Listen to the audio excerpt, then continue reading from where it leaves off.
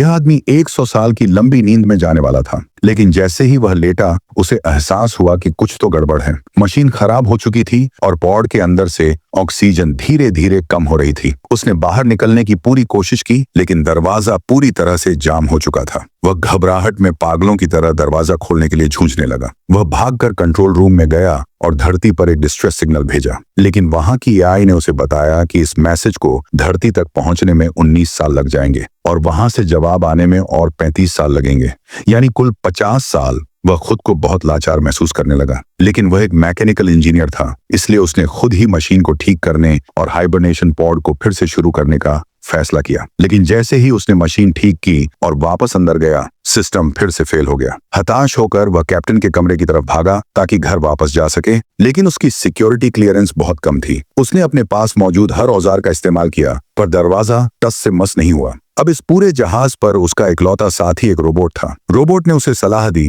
कि वह इस हालात को स्वीकार कर ले और अपनी जिंदगी का आनंद ले। उसे यह बात सही लगी और वह जहाज के आलीशान लग्जरी स्वीट में रहने चला गया। वहां वह मनोरंजन की हर सुविधाओं का खुलकर इस्तेमाल करने लगा। जब वह खेल कूद से थक जाता तो वह वहां के महंगे रेस्टोरेंट में जाकर बेफिक्र होकर खाना खाता। उसे लग रहा था कि उसकी जिंदगी पहले से कहीं बेहतर हो गई है, लेकिन जब यह नयापन खत्म हुआ तो धीरे धीरे अकेलापन उसे डसने लगा और वह डिप्रेशन में चला गया। अकेले रहने की यह बोरियत अब उसके लिए बर्दाश्त के बाहर होती जा रही थी। उसने सफाई करने वाले रोबोट को पालतू जानवर की तरह समझना शुरू कर दिया और मनोरंजन के नए तरीके खोजने लगा। उसने अपना स्पेस सूट पहना और अंतरिक्ष में तैरने लगा। वहां उसने अपनी जिंदगी का सबसे शानदार नजारा देखा, लेकिन बाहर ज्यादा देर रहने से उसका अकेलापन और भी बढ़ गया। वापस जहाज पर आकर वह अपनी भड़ास निकालने के लिए हॉलवे में पागलों की तरह दौड़ने लगा। तभी अचानक उसका पैर एक खाली बोतल पर पड़ा और वह जोर से फर्श पर गिर गया। वहां लेटे लेटे वह थोड़ा शांत हुआ। उसने ऊपर देखा और वह हैरान रह गया। सामने एक खूबसूरत महिला सो रही थी।